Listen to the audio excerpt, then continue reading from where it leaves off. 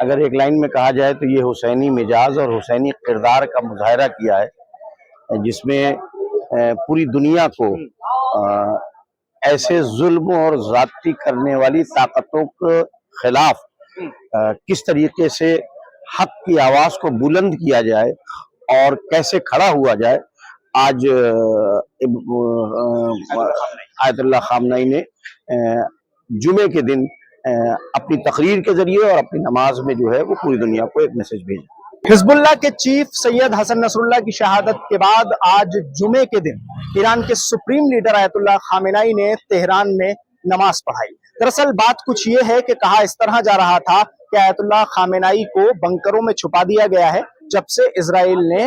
حملے میں حسن نصر اللہ کو مارا ہے۔ میرے ساتھ بابر اشرف صاحب ہیں کہ چوچویں بات چیت کرنے کے لیے، بہت ہی بڑا نام ہے۔ سر، سب سے پہلے یہ بتائیے کہ آج کے دن کو کیسے دیکھتے ہیں، جمعے کا دن، اور آیت اللہ خامنئی نے جو تہران میں نماز پڑھائی ہے اس کو لے کر بہت سارے سوال تھے۔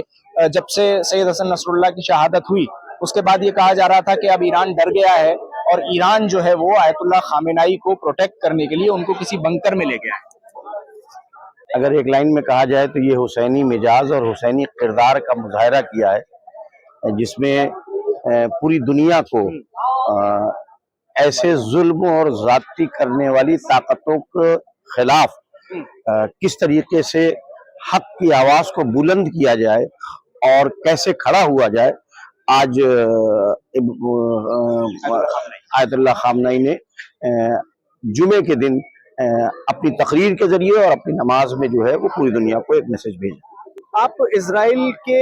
ان اقدام کو کس طرح سے دیکھیں گے کہ جو وہ اپنی دفاع کے نام پر لبنان پر بھی اور فلسطین پر بھی لگاتار حملے کر رہا ہے اور اس کو سیلف ڈیفنس کا نام دیتا ہے؟ نہیں، مجھے لگتا یہ ہے کہ وہ لوگ جو اس کے حامی ہیں، یو ایس، ویسٹرن فورسز، وہ بھی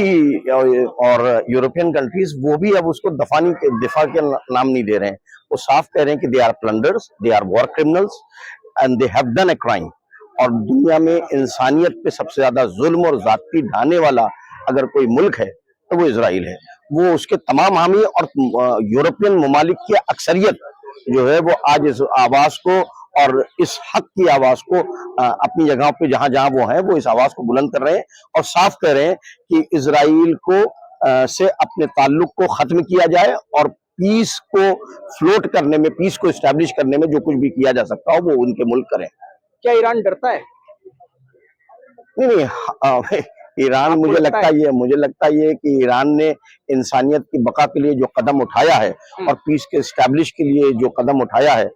وہ قابل یعنی کہ ستائش ہے، اور اس میں امن کے حامی کاسٹ کریڈ ریجن سے اوپر اٹھ کے کنٹری ممالک کے حدود سے الگ ہٹ کے اگر دیکھا جائے تو مجھے لگتا یہ کہ آج ایران کے اس تشدد کے خلاف آواز بلند کرنے کو پوری دنیا میں امن پسند لوگ سراہ رہے ہیں۔ ہندوستان کو لے کر اگر بات کی جائے، جو ہمارا ملک ہے، اسرائیل سے بھی اس کے تعلقات ہیں اور ایران سے بھی اس کے مضبوط تعلقات ہیں، ایسے میں ہندوستان کا رول کیا ہونا چاہیے، خاص طور سے دیش کے پردھان منتری نریندر مودی جی کا؟ نہیں، وہ گاندھی کا جو پتھ ہے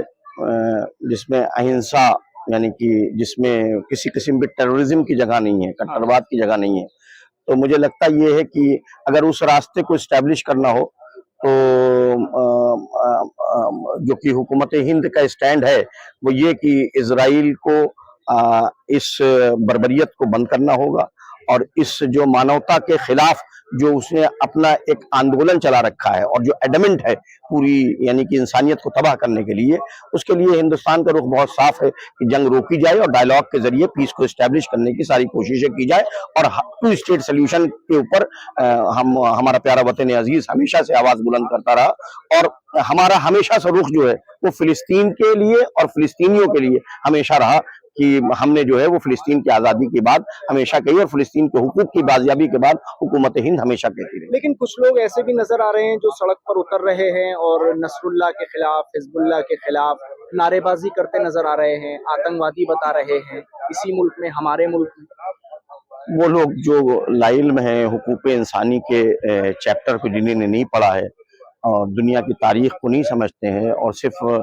नफरत के चश्मे से और मजहब के चश्मे से जो इस दुनिया को समझने की कोशिश कर रहे हैं, या जो नई पाठशालाएं खुल गई हैं उसमें शायद वो मजहब की बुनियाद के ऊपर सिर्फ नफरत का पाठ पढ़ाया जा रहा है, तो शायद वो चंद लोग हैं जो खित्ते में, लेकिन अक्सरियत हिंदुस्तान का 99% शख्स जो है वो जुल्म और ज्यादती के खिलाफ है और वो पीस का हामी है। चलिए, बहुत बहुत शुक्रिया बातचीत करने के लिए। अशरफ साहब हमारे साथ इस वक्त मौजूद थे। तो अब देखना यह है कि ये जंग कितनी आगे बढ़ेगी या फिर सीज फायर के कुछ आसार नजर आ रहे हैं। दिल्ली से INN चैनल के लिए साहिल नकवी।